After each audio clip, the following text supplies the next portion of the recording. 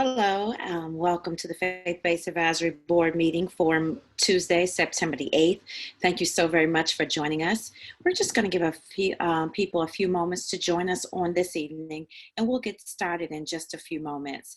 We do ask, there will be some vital information shared as it pertains to the county, and we would love if you would share with your social media audience.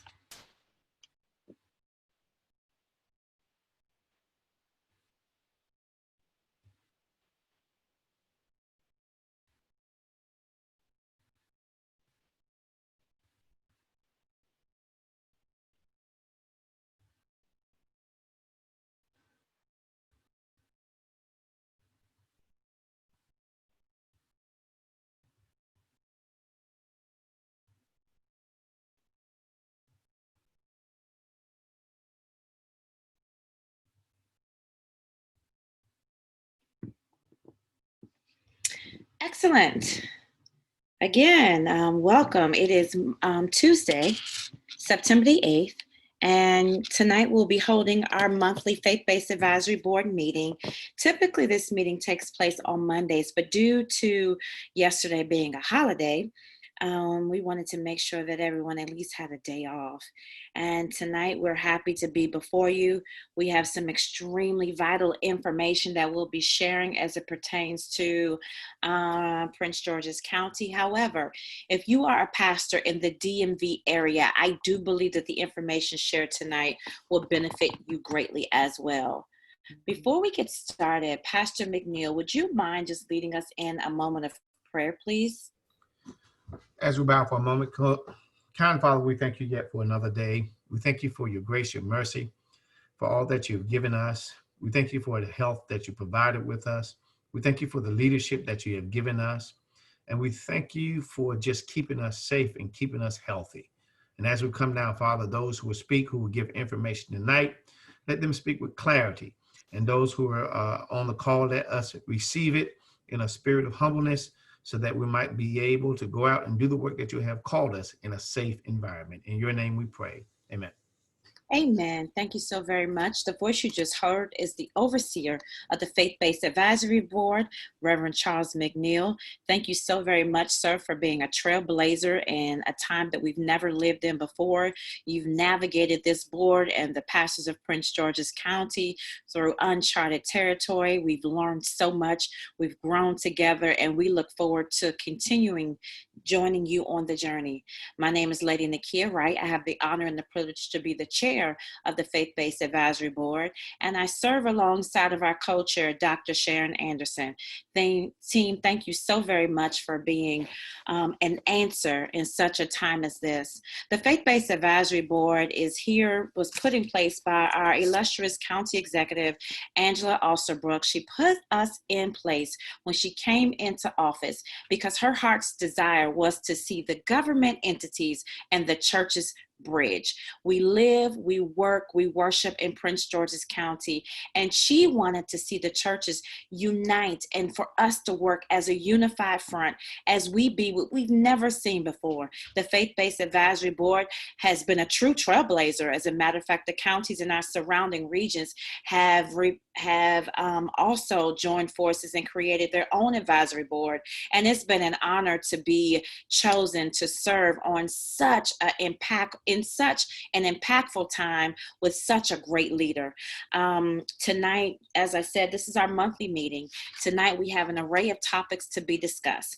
The topics that we will discuss this evening is the church's reopening, our guidelines, our thoughts, our facts.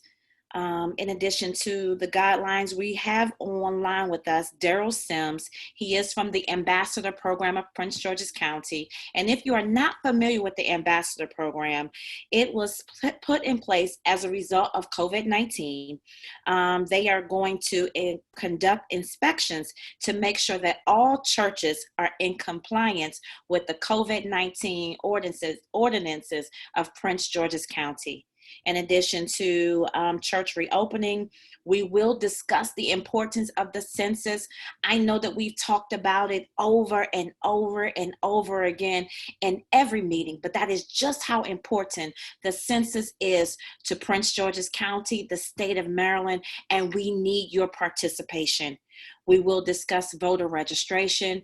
We will discuss some ideas and some thoughts that we have that us as pastors, as leaders in Prince George's County can do to make sure that we get our members to the polls and to make sure in such a vital election year that our voices are unified, they are impactful, and they are necessary.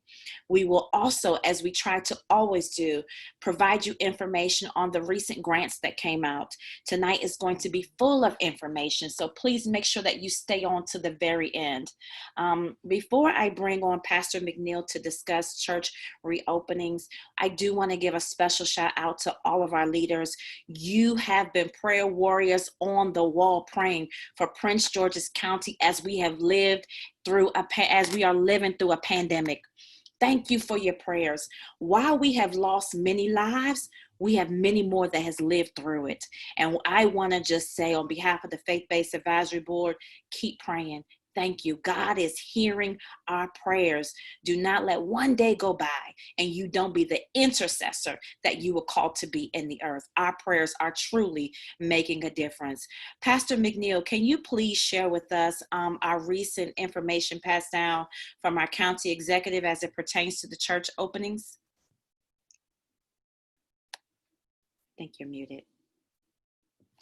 I'm going to defer to my good friend Daryl Sims, who's been working very closely with the county to make sure that all of us stay in compliance.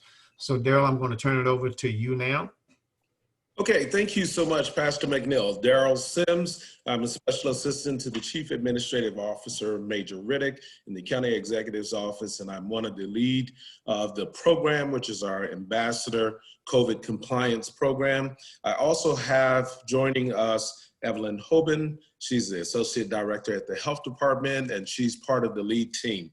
There are three of us that are working through this process to help our churches, our businesses reopen safely in the county, because again, the goal of this program is to make sure that we ensure everybody is safe, that we also reduce the ability of this virus to continue spreading, and so that we also look into making sure that everybody's in compliance. Really more so from an educational standpoint, that is the goal of this program, is to make sure everybody is aware of those things. Evelyn, would you introduce yourself? Yes. Good evening. I'm Evelyn Hoban, again, as Daryl said, with the Prince George's County Health Department. I'm an associate director with the Environmental Health and Disease Control Program. So thank you for inviting us to this meeting. Absolutely, and thank you. And so I'll just go ahead and be very brief, as I know that you have a very robust agenda for this evening. Again, as I mentioned, the basis of this program is really to engage you and just make sure that everybody is in compliance with the COVID-19 protocols, to assess the compliance. We also want to be able to answer questions if necessary. We want to make sure that your staff of your churches, as well as your membership, they comport with the laws to wear a mask covering that covers the nose and the mouth fully, that you have signage displayed to promote the social distancing, as well as signage that reminds your membership to wear their mask.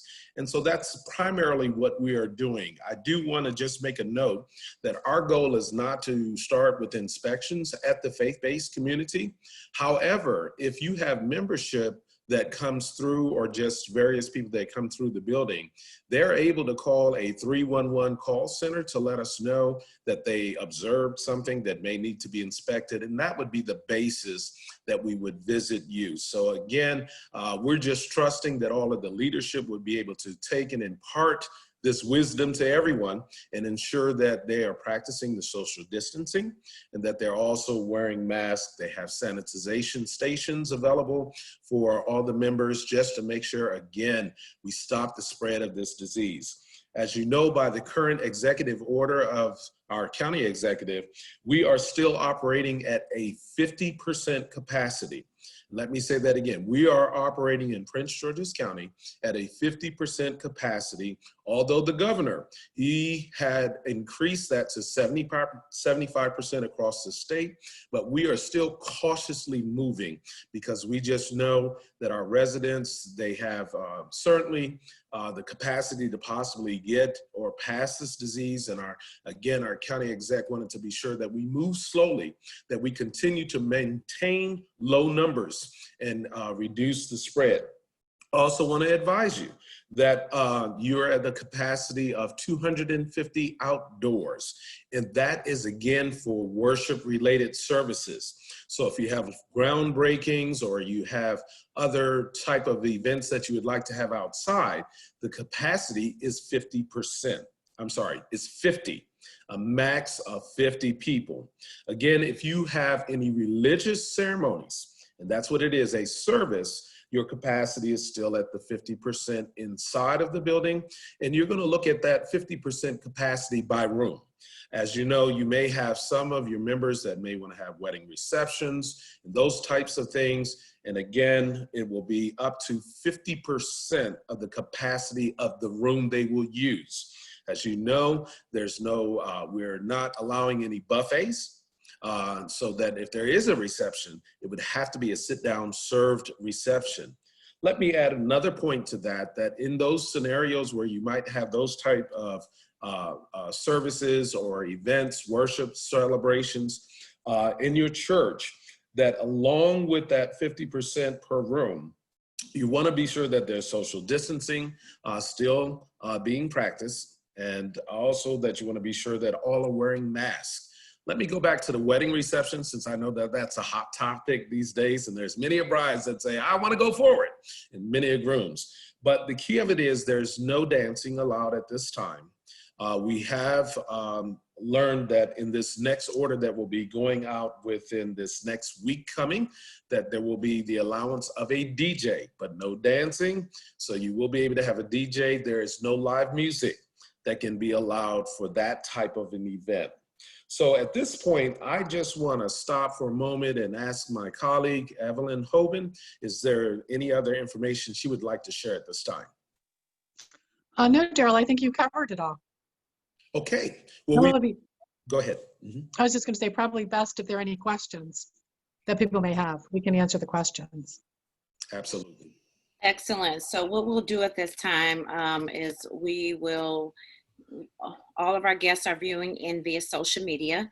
So if you have any questions for any information that you just heard, we ask that you place those questions in the comment section of this video. Again, if you have any questions for Daryl or his team, now is the time to ask. We know that we get emails daily and we try to answer them to the best of our ability, but you have the experts here on the line. You will not get secondhand information. So if you have any questions, please. I do know, Daryl, I was faced with a question on yesterday that I believe that I answered adequately.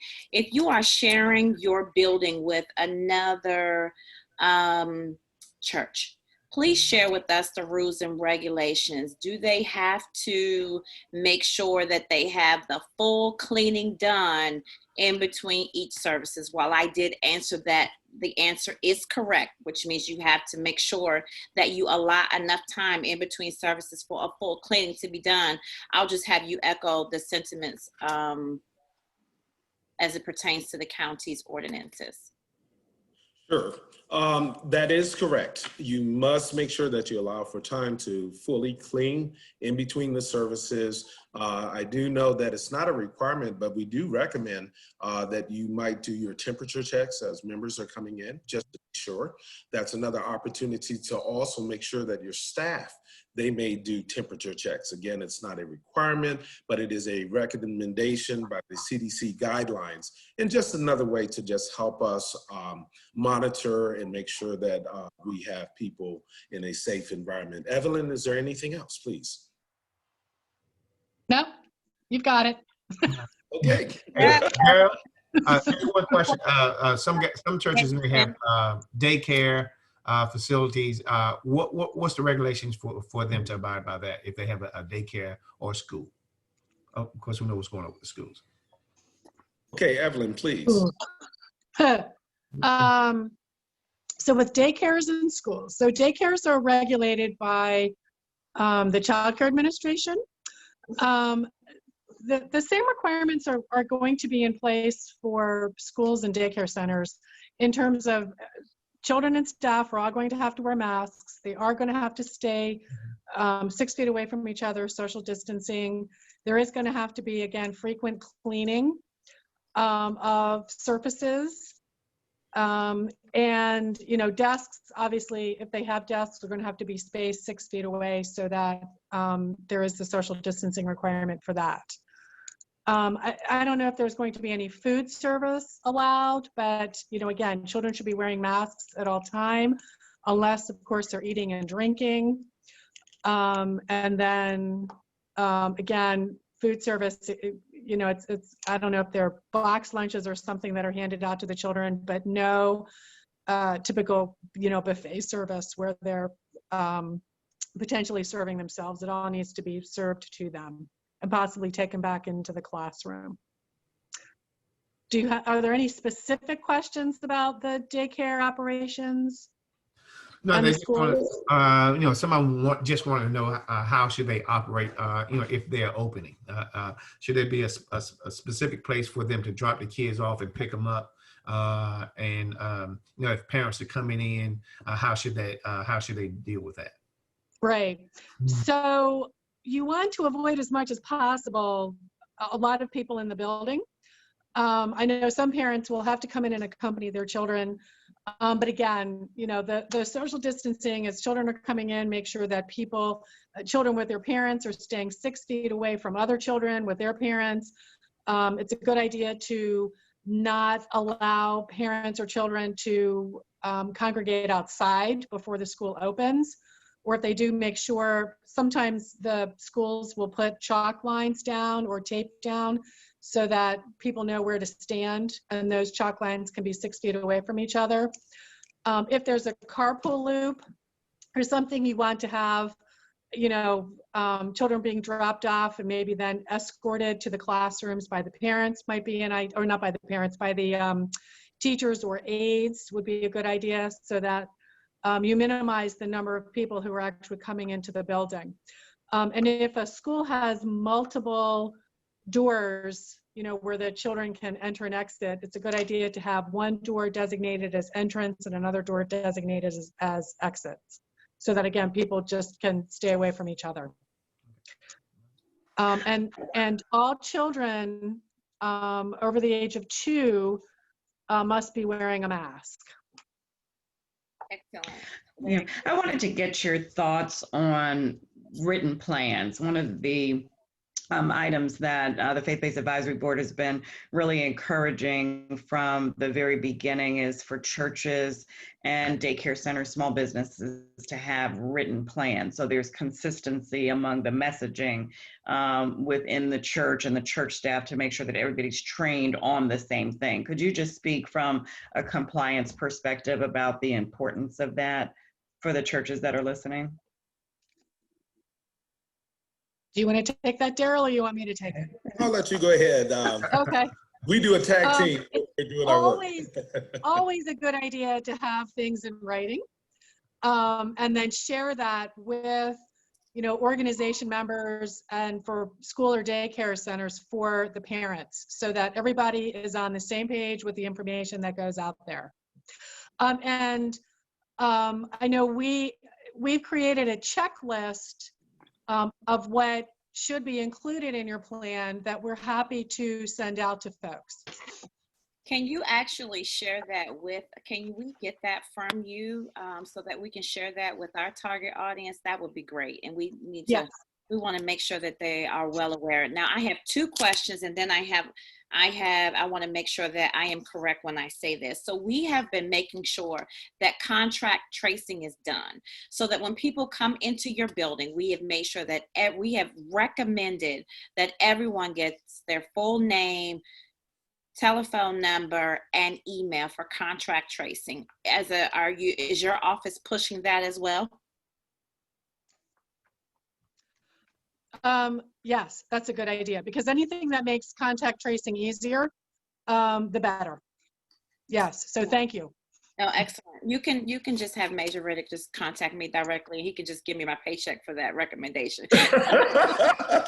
Well, we did say at the beginning, we are looking Yeah. to save lives and reduce the spread of this situation. And these types of steps are why we highly recommend that they go into place. And the more that we practice them, we're able to maintain our numbers lower and lower and stay at those levels so that we can possibly open into next phases. So we do appreciate that collaboration. And that's really what this is, a collaborative partnership. As we're all together, we're all understanding the needs of the churches and basically the incredible value it is to just daily living.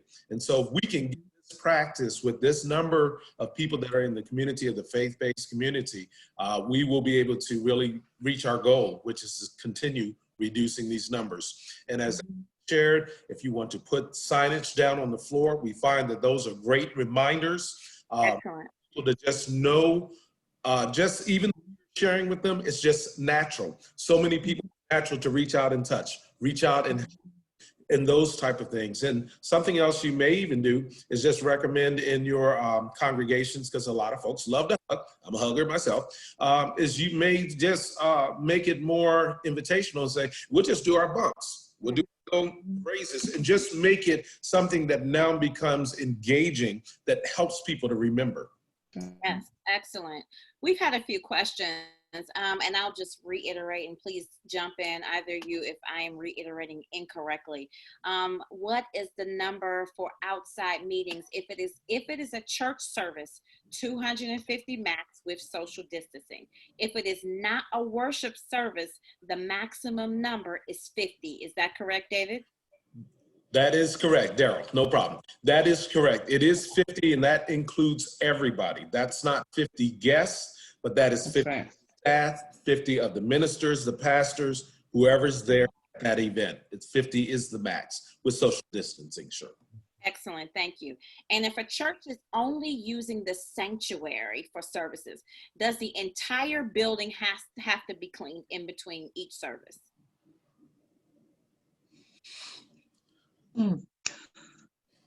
No one is in the other areas of the church.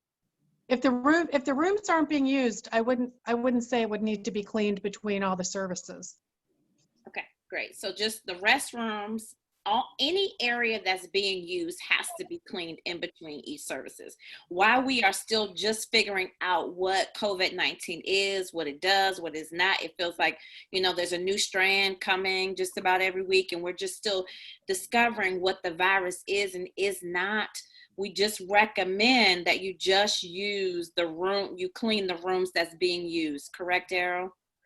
Yes, at this time, if you have those other spaces secured, it's going to be one of the key triggers there is if those spaces are secured. And that's what I advise you may do. You may lock those doors just to make sure people are not going in. And just as a recommendation, you may ask staff just to continue every so often wiping the handles, because more than likely there may be some people that come into your facility and they actually don't know, or they just don't remember, and they grab and touch various things. And that will also be a way to better maintain what areas you need to be sure are cleaned in between the services. And I would just to piggyback on that, and we know that staff goes in and out of the offices. So, your office, your staff office, your pastor's office, your assistant's office, your finance room, if you're using that, and even if it's not a public area, if someone is going back there, then that needs to be cleaned as well, because they would have been exposed to someone else. And oftentimes, the churches are thinking that if it's just one or two people and they are usually in each other's presence, that you don't need to clean that space. But if they're walking through that space after having been in the sanctuary around the droplets, around other people, then the church needs to clean those areas as well. Absolutely. And there, what we're asking, or as much as possible, is that those churches who are doing virtual services, that they continue virtual service as much as possible. At this point, that's the safest way. But we do understand if they have to come into the church that they follow these recommendations that are outlined in the county exec's order, as well as by the CDC. So virtual, we really prefer that you still use virtual means, but if you have to come into the church, by all means, please use these safety precautions. And something you may do, and this is just another point of recommendation, is at the beginning of each of your services, you may just take a moment to brief everyone once again. And sometimes I found that that's a very good practice because people do forget. And again, a lot of us just naturally do things, you know, it's just natural for us, but being able to maybe put some tape markers, and you can use the paint strip tape that comes off very easily, just to mark where the families and those members can sit in your pews if you have to have them come in.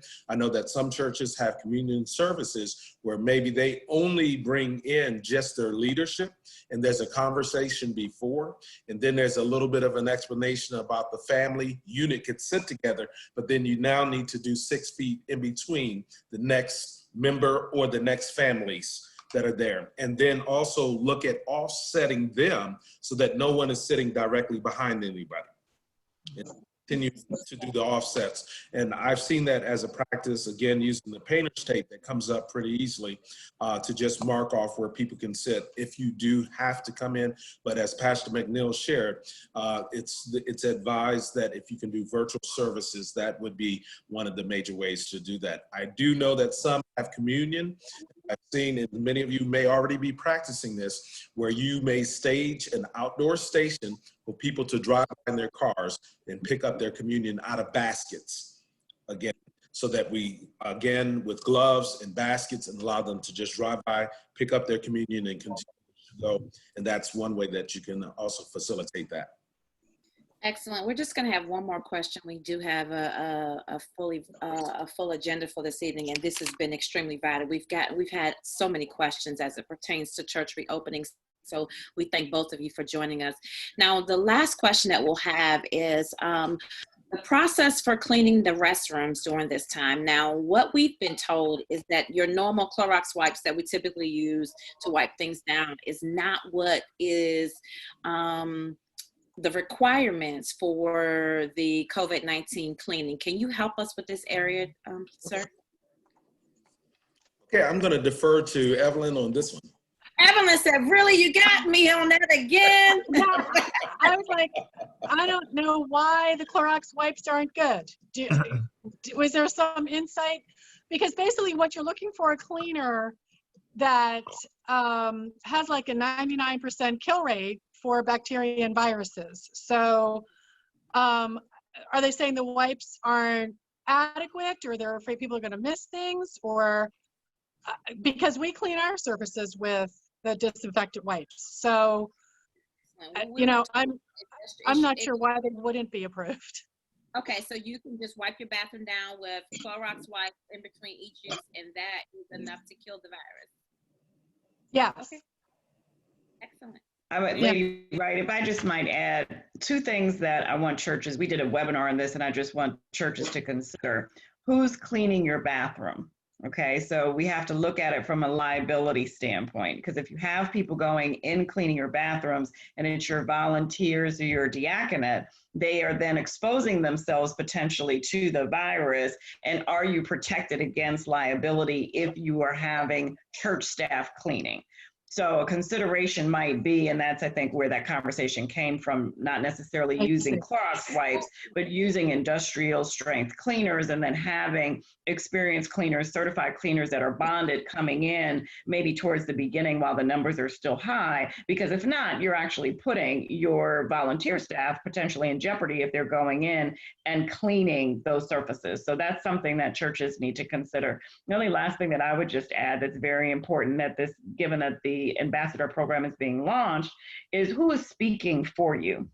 So a 311 call is made and an ambassador or a compliance officer comes. Who is communicating that, the information, your plan, your process with the ambassador program? You don't want it necessarily to be the first person that they come in contact with at the door. You want someone who's knowledgeable about everything that the church has put into place. And sometimes that person isn't always on site. So again, in terms of your risk management planning, all of that needs to be thought out, particularly now, churches and pastors and anybody that's listening, because you are now on notice that it's possible, maybe even more probable, that someone is going to come and check.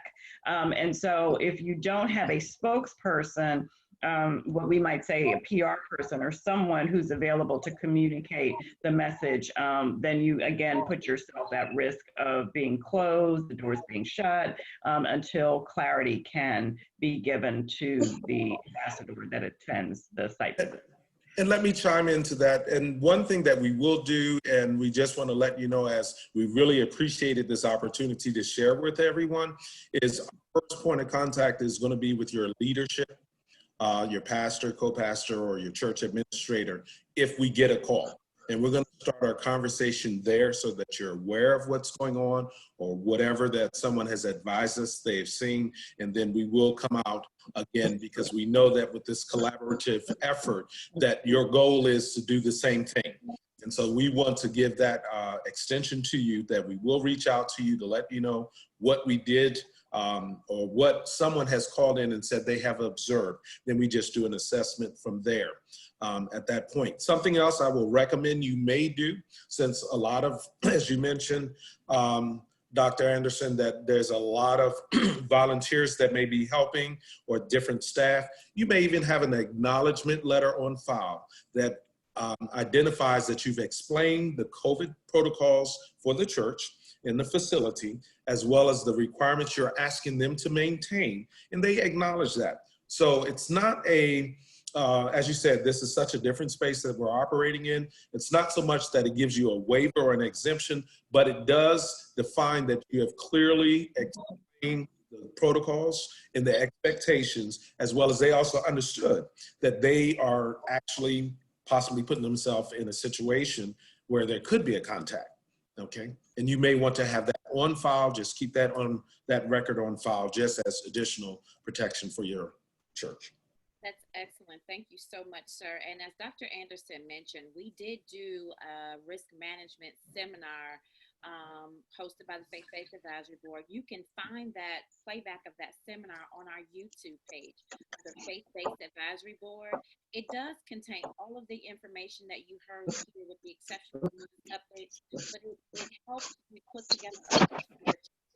During this time, communication is key, and making sure that churches are adequately not liable for anything that takes place as it pertains to COVID-19, and just making sure the church and the pastors are protected. So we do, again, recommend that you go listen to the risk management seminar as you begin to think about opening. Thank you so very much for joining us on today from the Ambassadors Program. I just want to do a quick synopsis of some of the things that you said that I think was extremely vital, and we've had people join us since you spoke. You said that the churches are now at 50% capacity with social distancing, and that 50% does include the pastor and all staff. If you are choosing to have a service outside, your maximum outside number is 250. If it is not a service, if you're doing a wedding or if you're doing a ribbon cutting or anything of that magnitude, the maximum number for outside is 50 people. If you do go into your church and you do see something that is not compliant to the ordinances of our county, you are asked to call 311 and report what it is that you see. Once a report is given to 311, the Ambassador Program will contact your pastor and just make sure that the rules and guidelines and regulations are being followed. What I did not know is, even if you have a DJ, which is coming, I don't believe that you can have a DJ just yet. You have to wait until the announcement is made. You cannot do any dancing. There's absolutely no dancing at weddings. And you cannot have a buffet. So these are the things that you have to be mindful as you are planning any engagements during a pandemic. I thank you so very much for joining us on this evening. If you have any more questions, please feel free to put them in the comment section, or you can email us at pgfbab@gmail.com. Again, that email address is pgfbab@gmail.com. If you have any questions pertaining to any information that you've heard or did not hear, if you email us, we will be sure to get a response back with you between 24 and 48 hours. Again, thank you so very much. Yes, did you want to? Yes, and this is Gerald. Just one last time. That was just an excellent synopsis. I just wanted to be sure that if you're having any service outside, if it is a ceremony service, it's still part of the worship. You can have the 250. If you're having a separate event, it's not a worship service, it's not part of the worship service experience, it is 50 outside. So there are some churches that do recognize some events outside of the building as they're preparing for the next building where it's part of a worship service. 250 would be your maximum capacity. Okay. Again, the key of it is if it is a separate event, separate from a worship service, then it is 50 is the max. Thank you so much. Excellent. Thank you. Thank you. Next on the agenda, we want to discuss our census. As you all know, the census this year is extremely vital. It is important. It is how the county, money is disseminated to our counties, our cities, our states. Dr. Anderson, can you please share with us what you have to share as it pertains to Census 2020? Yes, and thank you, our guests, again for that vital information.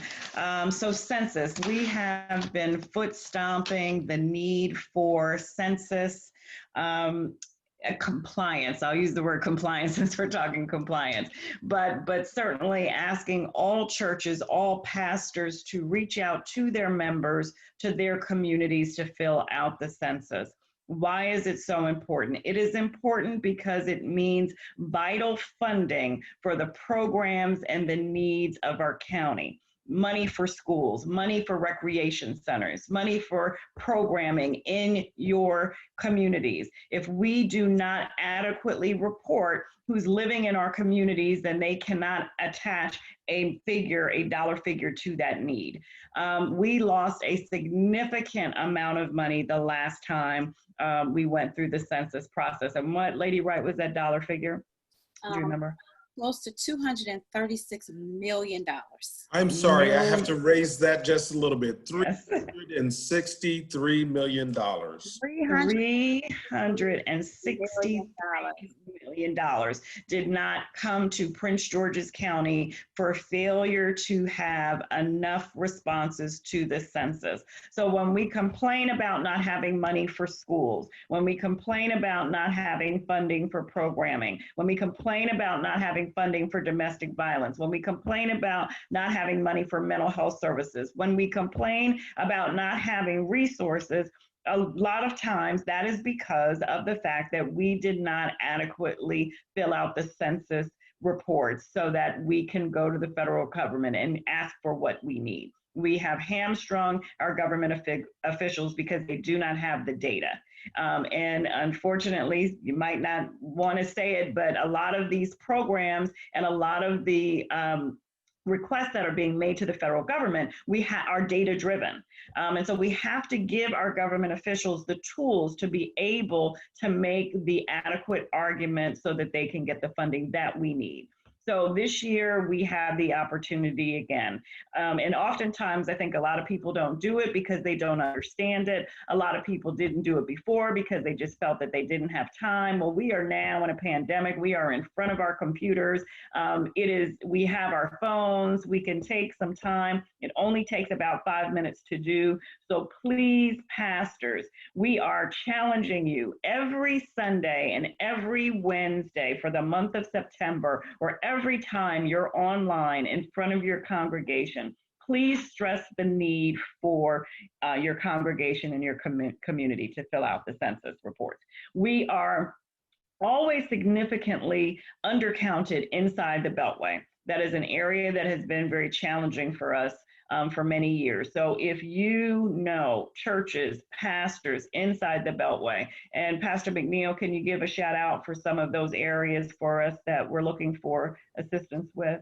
Yeah, some of the hard to count areas, like Temple Hills, District Heights, Capitol Heights, Beltsville, in and around the Andrews Air Force Base area, Clinton area.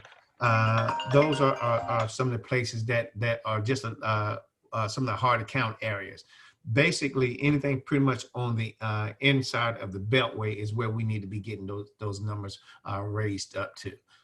So if you're a pastor in those areas, family members in those areas, by all means, get out and compel them to complete the census. As Dr. Anderson has said, it only takes about 5 minutes just to fill it out, just to go through it. We have a QR code that will be placed on our Facebook page that you can just hit, and it'll take you directly to the census. So please, please, please, we're begging you. If you want some new roads, you want a smooth road where you don't ride over bumps, by all means, fill out that census. We're always complaining about the school system here in Prince George County. Fill out the census. That's how we get representation. That's how we get the money here to be able to do the things that our county executive and our leadership in the county will be able to do. Excellent. And the deadline for the census is September 30th. So please make sure you go to my2020census.gov to complete your census online, to complete your census by phone. For English, it's 844-330-2020. Again, that number is 844-330-2020. To complete your census in Spanish, the number is 844-468-2020. Again, 844-468-2020. Currently, Prince George's County, we are at 67.3% completion. Our goal is 85%. Prince Georgians, we can do this. Complete your census today. We have until the 30th to make a difference. One of the things you constantly hear is Prince George's County does not have any good restaurants here. As Dr. Anderson says, it's data driven. Does the data show that our county will sustain better restaurants, better shopping? All of it is data driven, and the power is in our hands. Enact your power today and complete your census. Thank you so much, team. Now let's talk about, in this climate, we're living through a pandemic, racial divide, political unrest. What more of a vital year to discuss how important voting is? Dr. Anderson, I'm going to take it back to you and ask you a very important question. And thank you, Sharmi, for putting the information that we shared today in the comment section under this video. I appreciate you greatly. Share with us, pastors sometimes feel that their hands are tied when it pertains to, can I endorse? What can I say? What can I not say? And this season, where your voices are the loudest that people are relying on to hear, what can and cannot pastors say as it pertains to our upcoming elections, Dr. Anderson? Thank you. And it's such a great question. And I actually teach First Amendment law, ecclesiastical law at a school of theology. And one of the things that I stress, and I don't think many pastors know this, is that you as a pastor, as an individual, can lobby and advocate for anybody you choose and for anything that you want. As a pastor, you are an individual, you have your own voice, and you can vote and you can lobby. So if a organization is asking you to stand up and join with them to advocate and lobby on behalf of a candidate, you as an individual pastor can do that, period. And end of story. You have a right to vote for who you want to, and you have a right to vote for who you want to and advocate publicly for that. You as a pastor, and listen very closely, can stand up in your pulpit and say, I, Pastor Sharon Anderson, am endorsing Joe Biden for President of the United States. I can stand up and say that as an individual pastor, period, end of story. So that's the first point of clarity that I'd like to make. A pastor can advocate for anything as an individual that he or she wants to, and you can do that inside your church. Now, where the ambiguity has lied for a very, very long time is whether or not a pastor and a church can stand up and advocate and lobby on behalf of an individual that's running for office. And I do want to make a distinction between lobbying and actually advocating and endorsing. Under the First Amendment, and hear me again, pastors, very clearly, churches in and of themselves are tax exempt. Most pastors for years have felt that they cannot advocate for or endorse a particular candidate because their fear has always been, I'm going to lose my exemption status. Under the First Amendment, churches are automatically exempt for taxes, and so churches can never lose its exemption. Churches can never lose its exemption. Most churches feel that once they are licensed in a particular state, that they have to file for a 501c3 designation and determination to be tax exempt. That is a misnomer. That is a double tax exemption and really doesn't service you unless you as a church want to apply for federal or state funding or private grants, because there's a lot of grants that require a 501c3 determination letter in order for you to receive a grant. What I recommend to my clients, what I teach my students is that if you as a church want to do that, that you create a separate 501c3 organization to create a firewall between your church and whatever social services that you'd like to engage in on behalf of the church as a faith-based organization. So if you have a daycare center, it's your church and then your daycare center with a separate tax ID number and your 501c3 number. Your school is separate. Your mental health organization is separate. Your transitional housing is separate. All of that is separate. But your church, if you are a religious organization, by your very nature, you are tax exempt. And therefore, you can, as a church, endorse a candidate. And you cannot be, and your tax exemption status cannot be taken away from you. Where it gets into a gray area, I will say, and we're going to do a webinar on this, is can you raise money? Can you lobby and raise money? Endorsement and raising money on behalf of a candidate are two different things. And so in this day and age where this is one of the most important presidential elections that we will see in our lifetime, many pastors have been fearful about standing up and saying who they support. And we as FBAB just want to let you know that that fear is a misnomer. You as a pastor, as an individual, can endorse who you want to. You as a pastor, as an individual, can go on Facebook, can go on the website, can actually stand in your pulpit and say, I individually endorse whoever you want to. You can, even as a church, say that pastor and my church endorse and support a particular candidate, and why. What you can't do as a church is begin to raise money under tithes and offerings and then take your tithes and offerings and provide money for support for a particular individual. That is not consistent with the tax laws of the United States. That is not what a tax exempt organization does.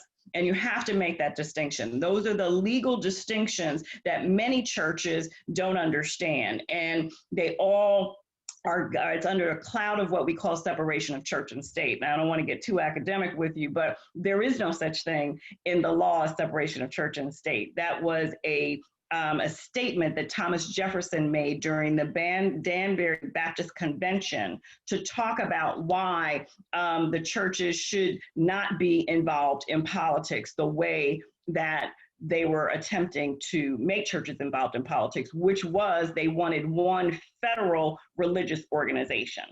And so if you really read about the First Amendment and you read about what churches can do, and if you study what they can and can't do, churches throughout our history have always endorsed candidates, have supported candidates, have spoken about social justice issues, have spoken out politically. And we as the church now should not be afraid to do so.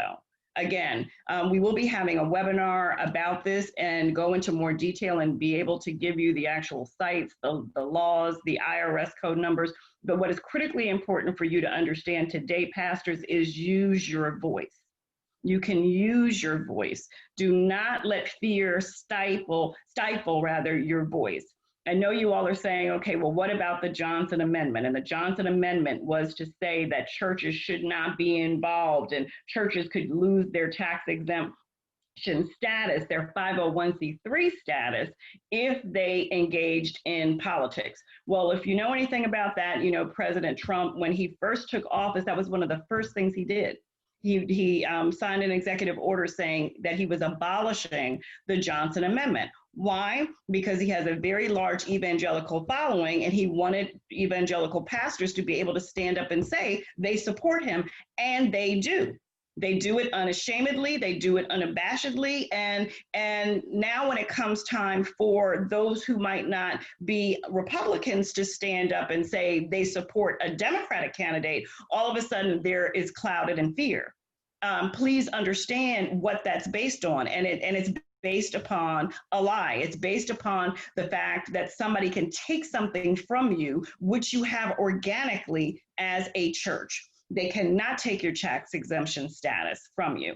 And even just voicing your support for a candidate, they cannot take your tax exemption status from you. The only way they can do that is if you use the money from your tithes and offerings to support a particular candidate, or if your lobbying supersedes what you do as a religious organization, meaning that you're not operating as a church, you're really operating as a lobbying entity under the cloud or under the guise of operating as a church. And that, of course, is not what we're doing. We are churches made up of people, made up of communities that have voices about what they believe politically. And pastors, you can express your voice clearly and loudly and should consider doing so. Yes, Dr. Anderson, you are teaching us on tonight. What great, vital, and important information. Pastors, your voices matter during this time. We need to hear from you. We need you to stand up.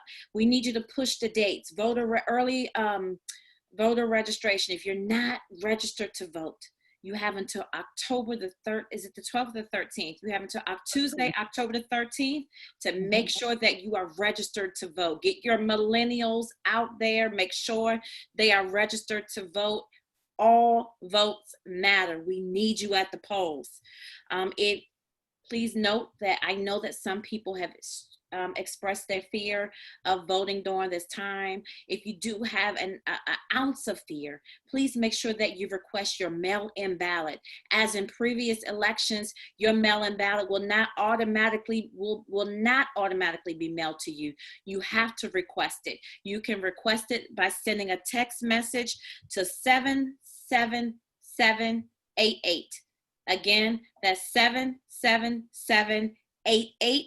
All you have to do is text VBM to that number and you will get the link to request your mail-in ballot. You can join me in the Faith-Based Advisory Board because we're going to the polls. We're going to be a part of early voting. This is extremely vital. We want to make sure that our presence is loud and clear. But if you do want to have the option to vote by mail, please be sure to request your ballot. Your request has to be in the mail, has to be completed. Either you're going to do it mail it in, or do it electronically by October 20th. Dates matter. Please make sure you're writing these dates down. Your VBM has to be requested by October 20th. So that you'll have time to receive it. And you know, we've had all of these issues with the mail system. So the sooner you request, the sooner you'll be able to receive it. Team, this has been a night of information. It's been a night that I think that most pastors can be extremely grateful that we held a forum to discuss. Before I go to any announcements, I'm going to come to you, Pastor McNeil, to see if there's anything you would like to add to what was spoken on this evening. And if you have any questions, based off of any information you heard here on this evening, please be sure to put it in the comment section. Please make sure that you're following us on our social media page at Faith-Based Advisory Board on both Instagram and Facebook. And please know that you can send us any information or questions that you have via email. And that email address again is pgfbab@gmail.com. We want to hear from you. We were placed here to be an answer to you. So if there's any questions or any information you need, please make sure that you pull on us and the resources that we have. Pastor McNeil? Now, I just want to thank Dr. Wright and Dr. Anderson for conducting such a great meeting tonight, and thank Daryl for coming on and giving us more information and direction that we need. Our county executive, Angela Alsbrook, has done a fantastic job in leading us in this during these times in this pandemic. And she, with the wisdom of Solomon, God has given her the wisdom of Solomon, in that she has been able to make sure that our numbers do not jet through the roof, but maintain, and that the residents are safe. That's why she has kept us in phase 2, and so that we might be able to be safe. She's thinking about the residents of Prince George County. She's not thinking about herself, but she's thinking about the life expectancy of those who are living here and the life quality of those who are residing here in the county. So just another thing, we'll make sure that you just get out and vote, fill out the census is what we have to do now. Whoever you decide to vote for, just get out and vote. Register to vote, request your ballots. There are some things that we'll be doing to make sure that we assist our seniors, but we want to make sure that everyone votes in this county. We have almost 1 million people in this county, and those 1 million votes will count in November. So God bless you and heaven smile upon you. Thank you, Daryl. Thank you, Dr. Anderson. Thank you, Dr. Wright. Thank you, everyone on Facebook. Thank you, our pastors who tune in tonight. Before, I forgot a very important topic, and this is what pastors all want to hear. We do want to do just a brief grant announcement of the money that's available in Prince George's County. I think that's extremely vital. And Dr. Anderson, I'm going to just have you come on and make sure you mention that. But I do want to piggyback off of something Pastor McNeil said. The passion that our county executive has displayed through this pandemic, she's gone toe-to-toe with the governor of Maryland to ensure the safety of the residents of Prince George's County. Watchmen of the Night of Prince George's County, please make sure that she's covered in prayer. Please make sure that her and everyone pertained to her, her leadership, everyone surrounding her, the decision makers, please make sure that you cover them in prayer, because she's gone to war and battle to make sure that we remain safe as residents of Prince George's County. So I do want to request the Watchmen of the Night to be sure that you constantly call out her name and all of those walking with her in leadership. And very briefly, for 2 minutes, there is some grants that just came out, pastors, that you really need to know about it. And by the time we come back together, the deadline for these grants will be passed, and I do not want money to slip away. Dr. Anderson, can you please talk about those grants very briefly, please? Pat, Yeah, sorry.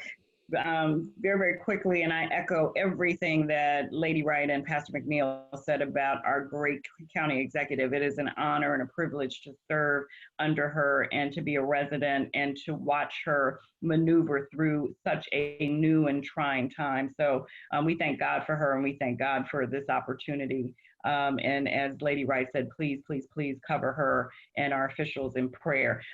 Domestic violence, we're embarking on Domestic Violence Awareness Month month. We know that if you've seen anything on CNN, that the domestic violence rates during the pandemic have just blown up out the roof. So there is a grant out that is due on September 30th. If you are interested in more information, please email us. You've heard the email address. There is a faith-based grant out. It is out of the District of Columbia, however, and I know that there are some DC pastors on, but it is money to allow churches to assist with providing mental health services during the pandemic. We know that trauma is a big issue for those who are experiencing separation and virtual learning and becoming teachers and children not in school. Just trauma and mental health issues have been exacerbated by the pandemic. There is a grant out that is also due by the end of this month for churches. Please email us if you want more information. And lastly, there is a DREAM grant. This is a DC grant. It's Ward 7 and 8. It's for small businesses that have been affected by the pandemic. If you are interested in that and more information, please email us and we'll make sure that you get that information. But there is still funding. I guess the bottom line is we've been trying to every session give you information about additional resources for churches during this pandemic to help your congregation and community, and it is still out there. Is COVID-19 money still available, Dr. Anderson? No, not right now. The PPP is closed. The EIDL, which is the Economic Injury Disaster Loan, is still open, but the Payroll Protection Act money is closed. And there is talk about another round, but we have to wait to see what Congress is going to do. So the EIDL is still open. Excellent. And I believe in tooting the horns of our own people. If you are interested in any of the risk management of reopening your churches, if you're interested in finding a grant writer, if you're interested in the EIDL that's associated with grant monies from the Small Business Administration, our co-chair is a CEO of KCG Consulting, and that is what she does. So if you're interested in getting assistance in that area, please send an email to the Faith-Based Advisory Board, and we have a list of strategic partners. So if there's anything that you need, we have a list of strategic partners, and we would love to share that list with you, but we just need to know what your needs are. So no request is too big and no request is too small. We want to be a voice for the community. And last and certainly not least, I do want to just do a few mark your calendar so that you are aware. The Faith-Based Advisory Board has been putting on a mental health town hall that we have had over 10,000 views to date of our town halls. It has been extremely successful. And during a time where anxiety and depression are so high in the earth, we are vowing to be an answer in the earth at such a time as this. Our next town hall will be on Thursday, October the 1st. And for the month of October, we are going to focus on domestic violence. So please mark your calendars and please make sure you tune in. It takes place right here on the Faith-Based Advisory Board social media page. And on Monday, September the 14th, our Economic Development Committee is going to have a town hall. The town hall is going to be on affordable housing and credit repair. That is going to take place at noon, again, right here on our Faith-Based Advisory Board page. And last but not least, as you are aware, our county executive did put together a police task force reform committee. And this task force has been accepting information from the community as far as it pertains to police reform. If you would like to have your suggestions submitted to this reform, this task force, please make sure that you do so via our email, which is pgfbab.gmail.com. During this time, you know that so many people have so many thoughts and ideas and strategies as it pertains to police reform. We would like to put together a concise list as a faith-based community.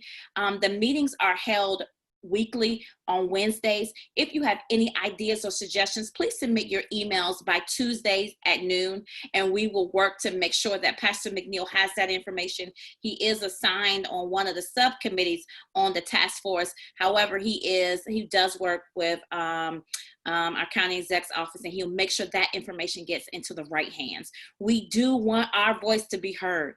We need to hear from you, pastors. So please turn your thoughts and your ideas into actions, and through a pandemic, let's grow together and come out stronger than what we went in. Thank you so very much. We look forward to seeing you again on Monday, October the 5th at 7:00 p.m. for our next FBAB meeting. Until then, be blessed, and we'll see you on October the 5th. Thank you, team. Thanks, Daryl. Thank you, Daryl.